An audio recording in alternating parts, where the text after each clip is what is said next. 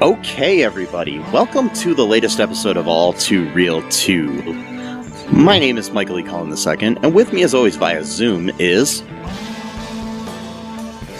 Matthew Noel Haas. So that'd be like Matthew Christmas.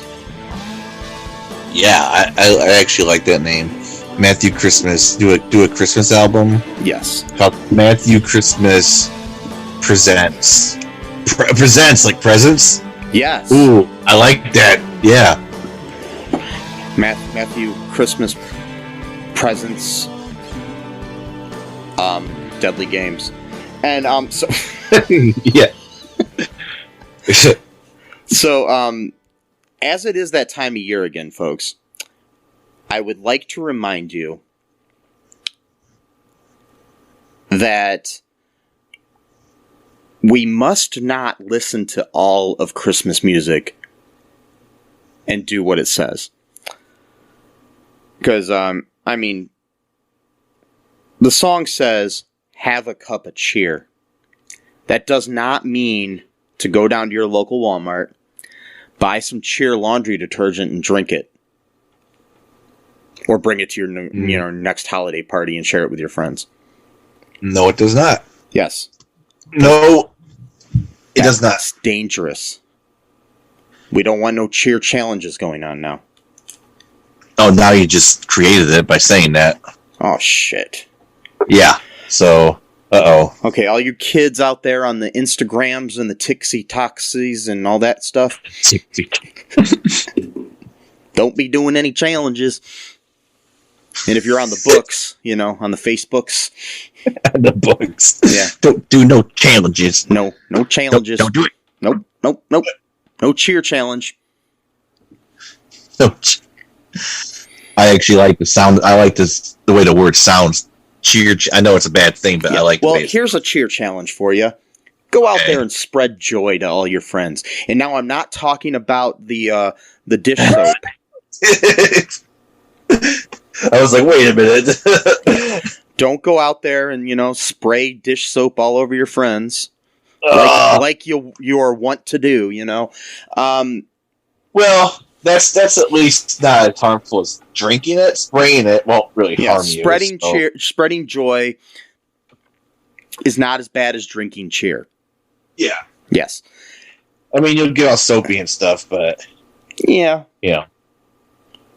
It's not as bad as, drinking detergent, so... Yeah. Yeah.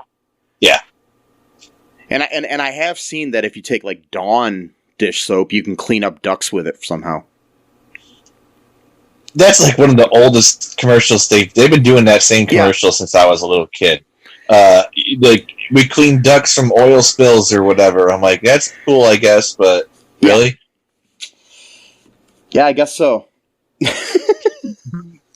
Whatever. So anyways. It's only Dawn that can do it. No other soap can do it. Only Dawn soap can do it. Yeah, I guess so. Yeah. Trying to let you know that it's so gentle that it can clean a duck. But it's abrasive enough to clean that grease off of your dirty pans. Yeah. I guess. Mm-hmm. So, joy does not spread joy on the duck. It's too rough, so... But I will tell you right now, if Joy or Dawn or Cheer would like to sponsor our podcast, I'd be more than happy to let you. And I'd talk about the greatness of Joy and Dawn and Cheer. Yeah. Or Palmolive or Tide. Ooh, Tide. Yeah. Yes. As long as we're not eating Tide Pods like the kids want to do. I can't believe it. In my generation, we used to just, do this and that. We didn't eat those Tide Pods. Wow.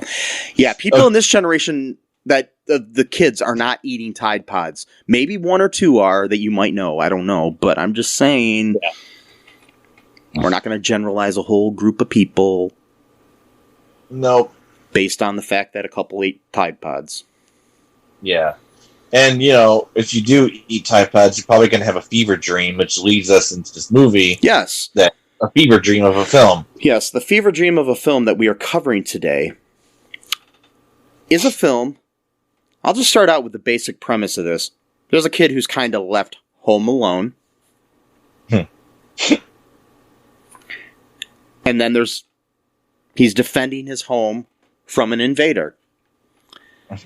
Sounds a lot like the Christopher Columbus classic Home Alone. That came out in 1990. This is a French film that came out in 1989 called 3615 Code Père Noël, also known as Deadly Games, or Dial Code for Santa Claus, or Game Over, or Hide and Freak. It has more names than P. Diddy. Yeah. Yes. I made a really bad joke there. I'm sorry, folks.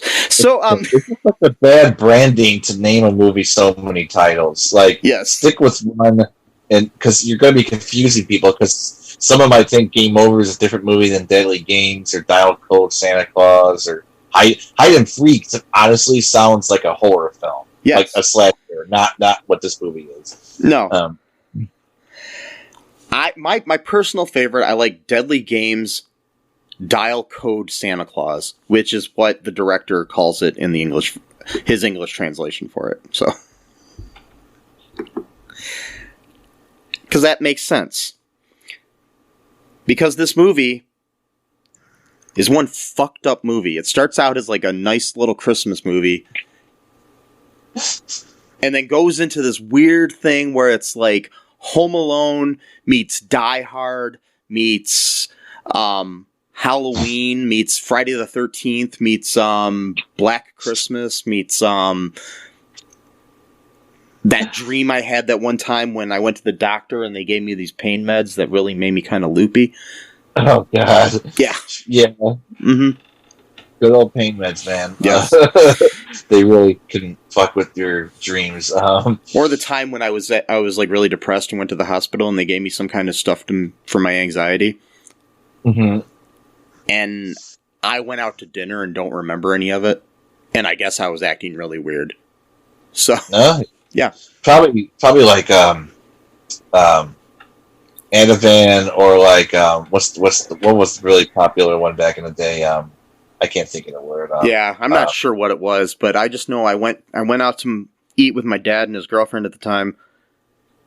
And I guess I was reading things from the newspaper to them and being really funny to the waitress and all this other stuff, and I don't remember any of it. Well, So, it could have been Valium. Sorry, Valium was like the really hardcore one. yeah, back, no, I've never been a Valium, I'm pretty sure. But yeah. Yeah. It's what it is. It feels like one of those kind of dreams. It was very subtle shift of like the movie kind of changing tone, but then it was like subtle at first, but then it just got changed all at once. It ramped up fast. It was like 0 to 90. Like, it was, because like, the beginning of the film, it's like shows the kid, he's like really into like making contraptions, and he's like really smart, like strategist, for like combat. He's always wearing like, war paint on his face. Yeah, he looks like Rambo or something. Yeah, so he like playing with his dog, like he's got his dog like with like a tracker on it, and he like lures him into a trap where he has like a floor that like a trap door in the floor, and there's like a net, underneath it. And then like, it's like, oh, it's kind of funny, like he's like really into computers too. Like he's basically like a boy genius kind of character. Yeah, he's like a child prodigy who like likes to create contraptions and things like that. And he also lives in this mansion that's just like insane. Yeah. It's like, it's a huge ass man. I think it's because his family owned this mall. I don't know if his mom inherited it or she started. I think it was more of like a family, like dynasty kind of business, like a, you know what I mean? Yeah, like some kind of shopping center that she owns or something. Like a really big mall, like really big, and like, so that's like the beginning, right? It's like him going through like his morning, like, his his grandpa lives with them, and he's got like diabetes, he's almost blind, and so like he's supposed to kind of like help take care of him and stuff like that while she goes to the store. And so it's like nice little family movie, kids bad taking parenting. care of I'm sorry, but what's that? Bad parenting. The bad parenting, yeah. She's like, "Oh, go ahead, take care of your grandpa. You're 10." Wait, what? Yeah. And make sure he take care of your grandpa who can't see at all. Right. Right, and it's like we're rich, so technically we could hire like a live-in helper, or whatever. Yeah. Well, technically, I think they did have a caretaker, but like whatever. Yeah, there was a caretaker of the grounds, but they lived in a different house that was on the grounds. So yeah, like this couple. Oh, they're a groundskeeper. Yeah, like basically they were like the land caretakers. So wow. And then, so that's like a nice little beginning. Like they're playing like some kind of like American rock music or something, like with English, which is weird because a lot of the music in here the lyrics were in English, but it's just a weird overall. I don't know if that was intentional, just to make it more surreal, probably. But I think it was actually just true to form because I mean, there are a lot of local language songs in countries like France and stuff like that, but a lot of times the American music infiltrates most communities, and so people know like that don't speak English at all, like know all the words to a Madonna song or something, Wow, yeah, because you listen to it so often, yeah. So then that's like the cool beginning. Then like the shift starts to happen. It's very subtle, but so this dude, I guess it's implied that he's homeless. I don't know. He didn't look homeless to me. He had like a nice scarf on and stuff, but maybe he could have gotten it somewhere. Yeah. And he's just kind of walking down the street, and they're these kids are playing, having a snowball fight, and he kind of smiles because he's like enjoying the moment. Like these kids are having fun and they're gleeful and they're full of joy. Maybe it reminds him when he was younger that maybe he was happy or whatever. So he just, innocently just decides to join, the snowball fight. He just gets a little ball, it's not like too hard, and he kind of throws it, and then all the kids just run away from him. And then he just looks really sad, like, oh, I was just wanting to, participate. So, you start kind of feeling sorry for him for a little bit, because he did nothing wrong. He was just going to throw a little snowball as he's walking by.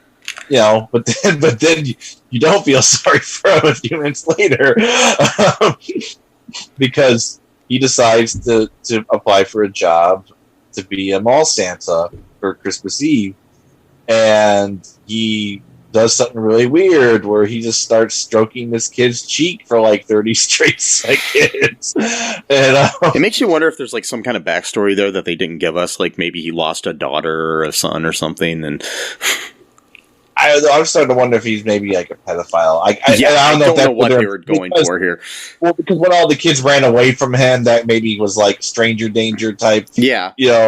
I don't know, but that's what the vibe I was getting, because like then you go from that to him like literally just like inappropriately stroking this kid's face for like 30 straight. Because we did have a scene, and we have a scene in there too with Thomas. He's our little boy in this movie, the little prodigy. He uses a computer that he has to try to communicate with Santa Claus. And he makes contact with this like local derelict. And he's using some kind of, there's like a public terminal computer. I didn't know they had those things, but I guess they did. Yeah, 89 they had internet in France apparently. Yeah. Was this before or after Al Gore invented it? Yeah, the algorithm. The algorithm, yeah. So they, like the. So this guy interferes it and pretends to be Santa Claus to the kid online, and basically gets the kid's address from him. Oh my god, it was so. And like his friend was like warning him, like, don't. What was the word he said? This might be a kinky message board. Like, yeah, something like that. Yeah, like, don't talk to him. And he's like, no, it's definitely Santa Claus. I'm like, dude, you're an idiot. Like, it's like, yeah, you're a prodigy, but at the same time, you're a moron because, like, even your friend who's kind of like a dunderhead is like telling you not to talk to this rando online. Like, that's the thing. There are a lot of people out there who are really book smart but have no common sense. Yeah, apparently he's one of them. And, because he just talked with some random, anyone, really, could have been anyone. And, and the kiosk, and then, like, but it was weird because he had to pay quarters into it. Like, I guess the minutes would run out, so he's like... Yeah, because it's like a public terminal that you have to pay for or something. I guess they used to have these in places. I remember I was looking into it. Like, there used to be, like, a lot of places, like, they were kind of like, now we have, like, these internet cafes and stuff where you can go in and pay and stuff, but I guess they had things like that, too, like, in the past where you would pay to use a computer, even before the internet. Like, I don't know, like, you know, you'd go on campuses and stuff, and you could pay like $5 for an hour to play on the computer or something, you know. So that's pretty cool. Yeah. But yeah, so what happens after this guy strokes this kid's face? God, so awkward. And, the kid says, like, I don't like your face. And he's like, what? And he says something else. And then the guy slaps the kid in the face. Yeah. And then that's when Thomas's mom was just walking by right when that happened. So she fired him on the spot. And then he was supposed to go to, like, I guess, HR to collect his paycheck or whatever or something. And so he goes down there to, like, talk to, like, the guy who's also, like, her boyfriend, I think. And he's, like, on the phone with someone else, and the guy, like, I think overhears something about Thomas or whatever, like the gifts, like the presents are going to be delivered to the house or whatever. So he walks out and basically decides he's going to go to that house and try to, like, see, that's what's weird about this movie. So, like, we're led to believe, I guess, that, like, he's there to harm and or kill Thomas, but, like, later on in the movie, like, Thomas eventually, quote, like, wins. No. Like, the Santa Claus guy catches him, but then he releases him, and now he wants to be the person who's hiding. So it's almost like it's a game to him in some weird way. That's why I think like, it's very bizarre. Like, I think this guy's like just like got some mental issues. You know, it's more than anything. You know what I mean? Oh, definitely. Yeah. I mean, obviously he's trying to kill people, but. Well, yeah, he wants to kill, but he kind of wants to keep the game going at the same time. Which I really do think that my theory is a little bit right about the child thing, because like he at some points he almost has like a childlike demeanor, like and like, because at one point, like, Thomas, like, puts like a fake grenade onto like a toy train, like a music box thing, and the guy's like smiling at it, and he's like holding it up to his face and like almost like what a kid would do, you know? So, like, I wonder if there's something going on. Like, you know what I mean? Like, if he still thinks of himself as, like, a child, maybe, in some weird way. So what I want to see now is the Rob Zombie remake of this, where we get to the backstory of the Santa Claus guy. Exactly. Yeah, I want to make sure that we... So anyway, so the guy, he like, goes and kills the dude who... Like, I think he got in the van where the presents were supposed to be delivered. He was hiding in the back of the van with the presents, and then gets to the mansion. And when the guy goes to the back to get the presents out, he kills him in a whole, like, Michael Myers sort of style. Yeah, like, you hear, like, choking sounds and stuff, and yeah. And I mean, the whole, like, hiding in the back of a car and stuff is something that Michael Myers would do. So it's just, yeah, definitely. I don't know. It's funny. And then so the thing is he didn't even really need Thomas's address, because he could just well, yeah, he already knew it, so I don't know. Maybe he just needed a ride to get there. Yeah, basically. So, you know. But yeah, he kills the caretakers too. That's right. So my question is, did he know like who Thomas was before, or was that just some random address he got, but then he put 2 and 2 together and realized it was the same kid? They never really explained that.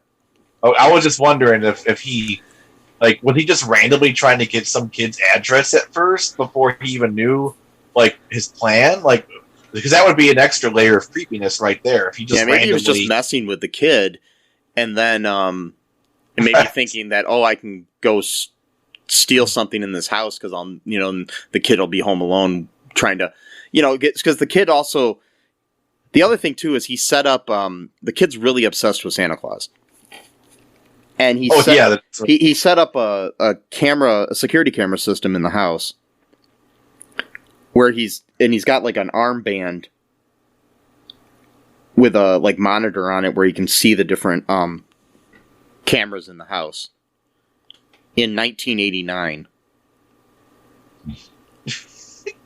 Right. Well, they were rich, so he could afford all the greatest, I guess so. Technology. Plus, he's a genius. So. Right. Well, it reminds me, the whole Santa obsession, this makes it even darker with the whole, like he actually thinks if Santa Claus tried to kill him in his yeah. Like, that's what makes it fucked sad. Up. That's what makes it so much more sad. That's like, because if you're a kid obsessed with anything, I mean, like, if you're a kid who, like, was watching Paw Patrol and believed that those dogs were real, and then a dog that was wearing a police officer outfit came into your house and you thought it was, Chase from Paw Patrol, and then all of a sudden the dog started killing you. Right.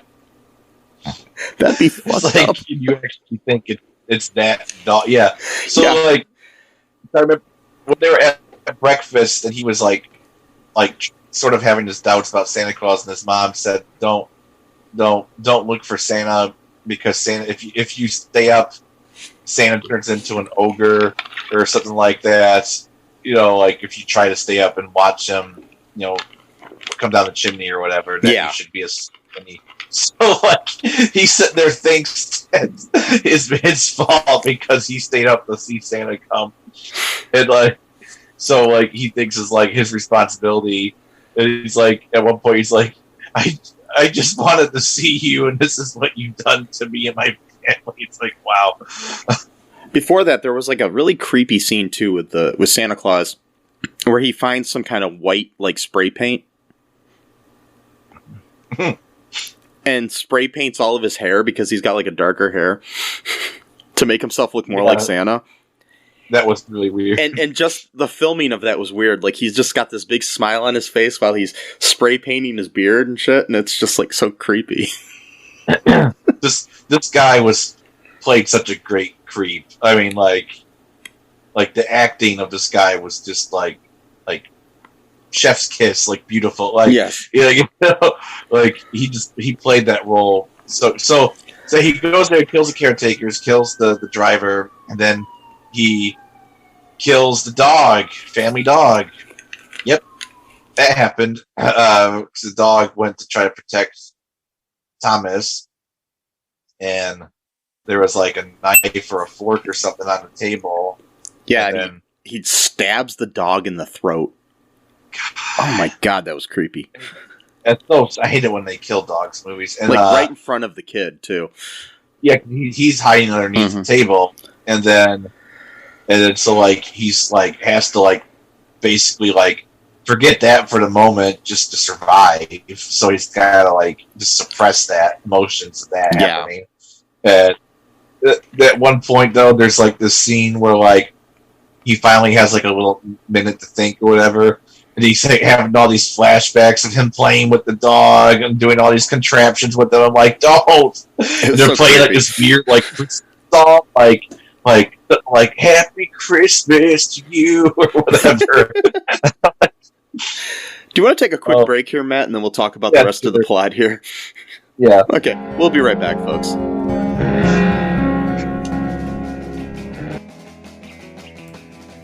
What is Gen X? What is the silent generation? What do generations have in common? Hi, I'm Trish the Dish from the Gen X Voice podcast, and I invite you to listen to conversations I have with folks from different generations, backgrounds, beliefs, and experiences in an attempt to see what connects rather than divides us. Even though Gen X has been called slackers, Karens, or not mentioned at all in some cases, we are the bridge generation, so I feel compelled to do my part to destroy ageism by bringing all these voices together. And, as a bonus, each guest gets to answer some 80s questions at the end of each show.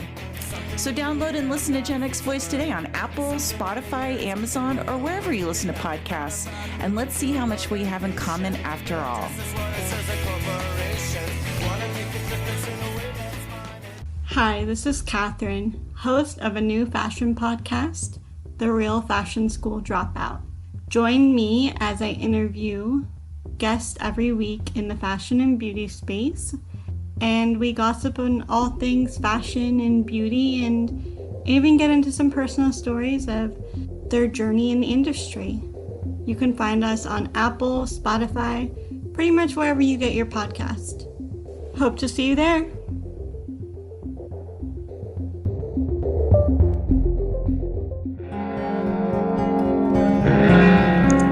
No problem. And we are back. Back. Yep. Back. Back. Okay, so, what else happens here in this wonderful movie, Matt? Well, the contraptions progressively get more violent as Santa Claus gets more violent, and at one point he starts like shooting like darts at his neck, and he creates like basically like a smoke bomb essentially. He puts a gunpowder in a fake grenade, and he puts it in like this toy train. But the guy sent it back like he had known, I guess, that the kid was there. I don't know, or something like that, and that he thought. Oh yeah, because at one point he hides his grandpa in like this like old toy room with like a bunch of old like part of the mansion is just like a room dedicated to like old toys. Like at one point, yeah, and he has like these secret passages. One that looks like a refrigerator, and one that looks like a wardrobe. It's just insane. Yeah, like how much work he's put into like changing his house into like a weird like. And he says that this is, and his grandpa asks where they are when he's trying to hide his grandpa. And he says, this is my secret place that Mom doesn't even know about. And I'm like, what? How does she not know about this? It's a big mansion, so, you know. Yeah. Working all the time, so maybe she doesn't even know. I guess that makes sense, because, like, I had a friend who lived, like, there's, like, these mansions in the old west end of Toledo. Mm-hmm. Which is an area we have here, and these, like, really old historic mansions. And when I was in high school, my friend John lived in one of those. And he had lived there for a few years at that point. And he was showing me around the house, and we went down to the basement, and I was like, what's that over there? And he's like, I don't know. And we found this whole other room that he never knew existed. Oh, wow. So, it was just weird. Yeah. Yeah. So, yeah. So, he's sitting there riding, like a pony, you know, like one of those, what do you call them? Like, rocking horse? Pony with the spring or whatever. Well, it's like a spring one, not like a rocking horse, but kind of like they're one, talking to his grandpa. It's just such a bizarre scene. And then, the guy eventually finds him. So then he puts his grandfather's pretty genius idea, puts him in a night suit and has him hide inside of the armor. Yeah. That was pretty unique. But then he thought the Santa was sending the bomb, the train bomb, towards the armor. I don't think he knew the guy was in there. I think that he was just sending it off towards where he thought the kid was. So then he runs out, you know, to try to stop it. So then the Santa guy knows that, you know, it's out there and kind of grabs him or whatever, I think. And then at one point he stabs him or cuts him with a knife, I think. He like stabs him in the leg. Yeah, because he's running down the stairs, and then, you know, his grandfather Like, the poor guy, like, he can't do anything to protect his, like, 10-year-old grandson. I know. So he's just sitting there watching all this go on, and he can't do anything about it because he's, like, almost completely blind and diabetic, weak and stuff like that. And meanwhile, his mom has been trying to call the house this whole time, and she's worried that something's wrong, because nobody's answering the phone. And then she decides to leave work early, and then uses like her car phone. Because back then, maybe some of our younger audience might not realize this, but back then they actually used to build, like, usually for people who had like a lot of money or whatever, they actually built a phone inside the car, and then you could make phone calls. I'm not sure how it worked out, how you'd be able to get a reception. Maybe they had like an antenna on the car. It was through the antenna on there's like an antenna on the car and stuff. Yeah. Yeah, it was actually like a cell phone in a lot of ways, but it was like an early cell phone. So yeah. Which, if you think about it, that really should have been a part of all cars when it was actually made available, just in case you got into like an emergency situation or whatever. Yeah, but I guess it was like economically prohibitive though, because I'm pretty sure that they were so expensive or whatever. But, so anyway, so she's calling, from there, and she gets into it. She like slips on the ice or something and ends up like almost crashing off like a hill or cliff or whatever. And her boyfriend, who also works at I think he works as like an accountant at the mall or whatever. He's also trying to call the house, and he eventually leaves because he got a fax from Thomas saying, "Help me, Santa trying to kill me or kill." It says, "Help! Santa Claus is attacking me, attacking my grandpa and me." I have a picture of it right in front of me, so it was just like. So it's like, what the fuck? So then he's like, what the hell? So he leaves, and he ends up finding the car, so he ends up saving, I forgot her name. What's her name? Julia? I forgot her name. The mom's name is Julie, I think. Yeah. Yeah. He ends up saving her, and then they're driving to the house or whatever. At one point, Thomas gets a message out to his friend, and his friend rides his bike over, but then just as he's about to enter the house, the Santa guy's like about to kill Thomas, and Thomas tells him to run away. So then this really suspenseful scene where he gets on his bike and the Santa's running after him. It looks like he's gonna end up catching up with the kid, but then right at that moment, a car drives by, and then he's, the kid's far enough away now to get away from him or whatever. And again, the Santa guy has this like weird look of sadness on his face, where it's almost like he doesn't really want to kill the kids. It's like he wishes he was one still, or he thinks this is like a game. It's a really bizarre. Yeah, it's like he doesn't want to. It's like he wants to hurt the kid and maybe kill him, but not really. But he likes the game. But it's just so weird. You don't know what his motivations are, because like he was fine killing the delivery dude and the caretakers and the dog. It's like, right, but not the kids though. It's just a weird. Yeah. It's a very bizarre thing going on with this guy. So like, at one point, do another really suspenseful scene. Him and his grandpa get to the car in the garage that they have been working on, but it won't start. Yeah. And like the guy's just very Michael Myers is just standing there for like a whole minute. Then he just starts walking towards the car, It's like that's the thing that's weird about this. Okay, and so I mean, even to a lesser extent, like Michael Myers and the Halloween movies and stuff like that, is how slow the guy is. There are so many times that I don't know what it was. It was like I think that Thomas could have got away, but he didn't. Yeah, exactly. Like he walks very deliberately and slowly, and kind of. Plus, too, he gets hurt a lot of times, so he's injured. And I mean, there's also a point too where his friend shows up on his bike. Thomas's little friend.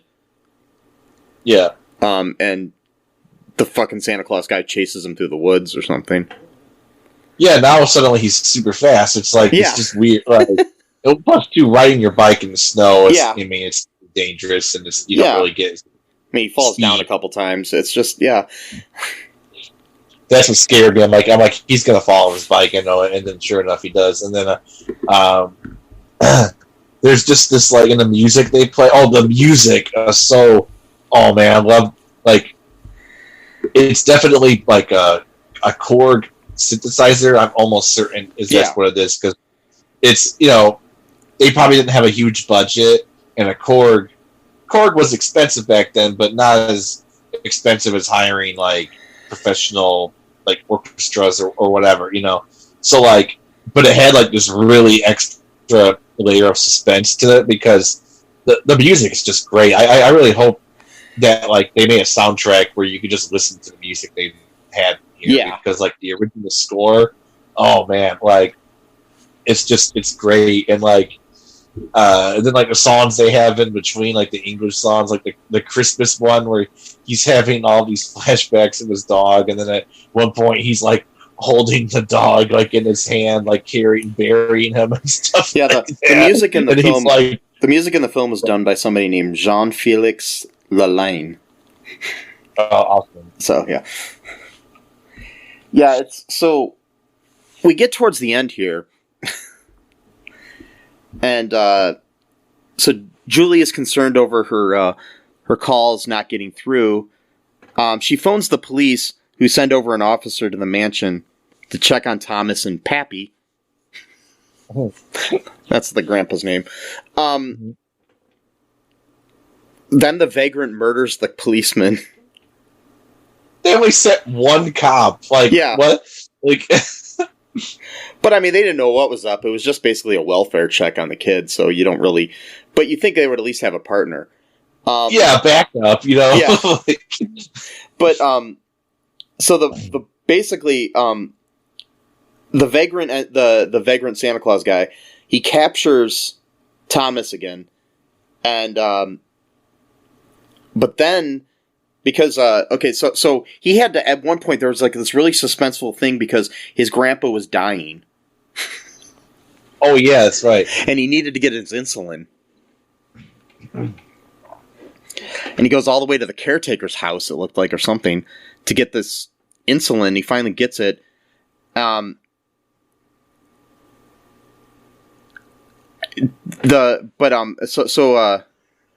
that point, I don't know. This movie's so fucked up. So to defend his grandpa and combat the trespasser, who has cut the telephone lines and trashed the only car, the man at one point catches Thomas, but then immediately releases him while declaring, "I win, you lose. Now I'll go hide myself, and you'll be okay. Be it, okay." That's what I mean. Like it's like a game to him. Up. Like it's like he could have killed him right then and there. I mean, why didn't he? But to him, it's a game. I don't think he actually had any motivation other than playing this weird game. But also, he was mad at the kid's mom because he just got fired after like one day of work. It was just like a mixed bag of motivations. Yeah, I mean, plus, at least like in Home Alone, the Wet Bandits had a motivation to like just rob the place. It's like exactly. But of course, like we said, the backstory is going to be that Marv had cancer and they needed to afford, the chemo and stuff like that. And we're going to see that in Home Alone 7. It's going to be interesting. I can't believe it's Home Alone movies. So he manages to get the insulin to help his grandpa at the end, and so the vagrant has like the police officer's gun at one point, and then so does and then Thomas gets it at one point, and then the grandfather wakes up and he has the gun, and he shoots the vagrant. And Julie and her boyfriend arrive at the house, and I'm sorry, this movie is so fucked. They find a stunned Thomas standing over the killer's body, like, stammering and saying, "It's my fault, Mom. I wanted to see Santa." I know, it's so sad. And then, like, they start playing what she said to him with, like, a bunch of echo over it. Like, yeah. Santa will turn into an ogre if you look for him and all this kind of stuff. And then the movie just ends like that. Ends with some sad music playing, and it's just so fucked up. There's no resolution. That's the ending. And then it plays that weird Christmas song right at the... It's almost like the director was, like, trolling a little bit. Like, I don't know if he, like... It just almost seems like he was having a little bit of fun with it. Like, yeah. You know... Do you want to take a quick break and then we'll talk about some reviews for this movie? Yeah. Okay, we'll be right back, folks.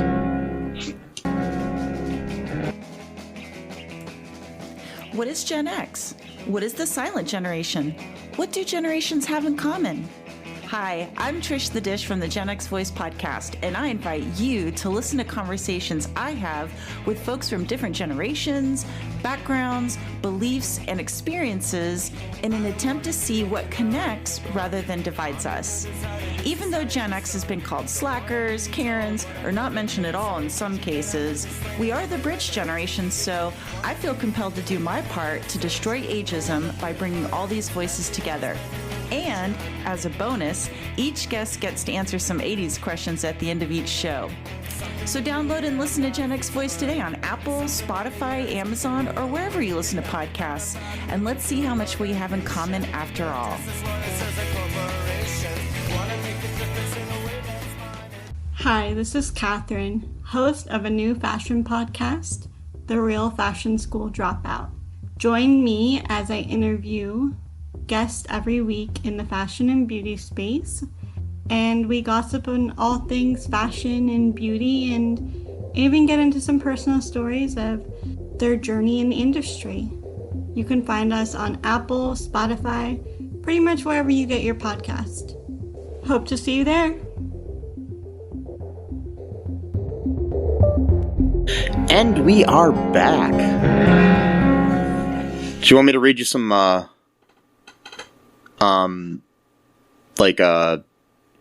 reviews from the Internet Movie Database here, Matt? Please do. Okay, here's a 9 out of 10 from Joseph M. Papp. This is from December 26th of 2020. WTF, question mark. This movie turns on a dime and it's epic. The movie has an edge I didn't expect. Thomas comes off as very smart but naive. When the horror hits, he definitely comes into his own. The Santa is brutal, disturbing, and psychotic. I expected something a little more lighthearted, but this is genuinely tense. I'm shocked and pleased with the film.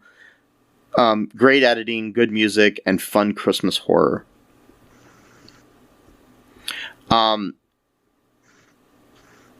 out of 10. One of the best Santa slashers ever by R. Collins 20, and this was written just a few days ago as we recorded this on November 18th of 2021. Oh, wow. This is a must-see for any fan of the Santa slasher subgenre. Filmed in France, this movie basically did the whole Home Alone thing first, as it was released in 1989, while the first Home Alone film was released in 1990. In it, a little boy must defend his home on Christmas Eve from a deranged killer dressed up as Santa Claus. Patrick Floersheim, not Floersheim, Floersheim, sorry, stars as the maniacal Kris Kringle and is truly unforgettable.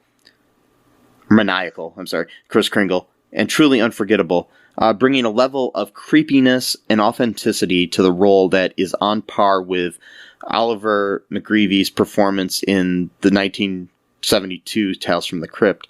So get your booby traps ready, because this Père Noël is straight out of hell. I just messed up their rhyme, but this Père Noël is straight out of hell.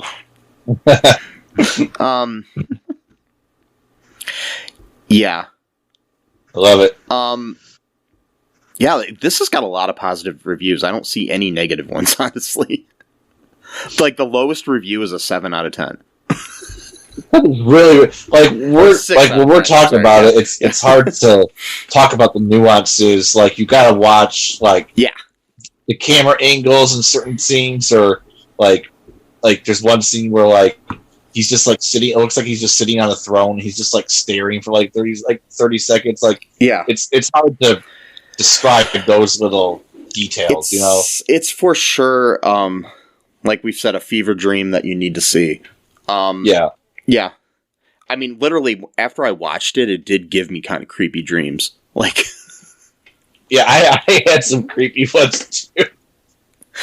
Yeah, so yeah, it probably was meant to activate certain parts of your brain, almost. Well, I mean, it doesn't. I mean, just letting you know, it does not influence you to want to go out and kill children or dogs or anything. So, no, just letting you know. I have a weird dream about a dog, though. Yeah. About that, where it was it was my old dog who passed away last year. Yeah. And it was her lifeless body was just kept around, but it never deteriorated, but it was just there. It was so disturbing. Weird. It was very weird. It was I kept asking, why do we still have her here? It's oh, well, we like having her around. I'm I know, but she's dead. But it was just stayed there. It was nothing, there's no decay. It was very disturbing. So thanks a lot. I always find it weird when people do things like that with their dogs and stuff. They'll actually have people that taxidermy their pets. Well, this wasn't that. It was just there. Yeah, it wasn't taxidermy. Yeah, it was. Yeah, I know. Yeah. I'm not sure. I mean, it's person's choice to do that if they want, but yeah. I'm not into that. Me either. But I guess at least it's not doing it to your mother like Norman Bates or something. But oh God, yeah. Yeah. So would you recommend people watch this movie, Matt? Yes, definitely. It's such a good movie. I mean, try to get a good version, because the one I watched was pretty crappy, so it kind of took away some of the whatever, the enthusiasm or whatever. Because when I first saw it, it was actually full screen, on a TV or whatever. But I was sitting there watching it on my phone, and not only that, it was widescreen. Even for that, so it was a tiny little rectangle, basically. But that was the version they have on AMC Plus and Shudder, which is owned by AMC. So they're both, they're if I found out if you get basically the AMC Plus channel right now, I don't know if it's still going to be like this once this episode goes up, but they have it for 99 cents for 2 months. So. Well, I mean, it was 99 cents each month, but so it's $2 for 2 months. Wow. And if you have Amazon Prime, so you can get it through there, and then you get it as an Amazon Prime channel, and it also has on the AMC Plus, and they're not sponsored. I'm just saying this. You also get Sundance Channel and IFC and and Shudder all on there, and you get this movie and a bunch of other horror films on Shudder and bunch of indie films on all the other channels and TV shows and stuff like that. So it's pretty cool for that. I mean, I don't know how much it is normally a month, but if it's not much, I might actually even keep it. I don't know, but we'll see. But yes, cool. Yeah. But yeah, I would recommend watching it, and it's definitely good. One of the weirdest Christmas movies I've ever seen in my life, if not weirdest movies I've ever seen in my life. Yeah, so anyways, just a reminder, do not drink cheer. Yeah. Don't spread joy all over your friends. Wear a mask. That'll make it harder for you to drink cheer if you're wearing a mask. And, yeah, that's true. Yeah, or anything. So, maybe don't wear the mask all the time, and drink other things like, water or juice or soda or something like that is okay. Yeah. In moderation. And, yeah, edible stuff is fine. Yeah. Well, not Tide Pods. Well, no. Those aren't edible, though. Just because you can eat them doesn't mean they're edible. Right. Yeah. No, I get that. I mean, I could eat a battery. It doesn't mean I should. Yeah. And, so wear a mask. Go to Apple Podcast and give us a 5-star review if you like this episode.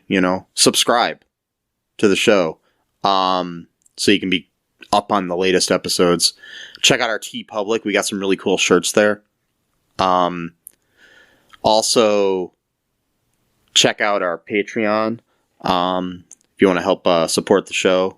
And here's something that I think people should do. As a gift to your friends, share it with them. Share an episode. Yeah. Be like, hey, I really like Matt and Mike. They're cool. Check this out, Mm-hmm. Or I really like Matt and Mike can go fuck himself. But check this out. I don't care, So, but anyways, 'tis the season to be jolly. That doesn't mean you have to change your name to Jolly. And, no. Bye-bye. Thanks for listening to All Too Real 2 podcast, a Cullen Park production. Produced and edited by Michael E. Cullen II. Music by Matthew Hawes. Subscribe and share the show. Visit us at cullenpark.com.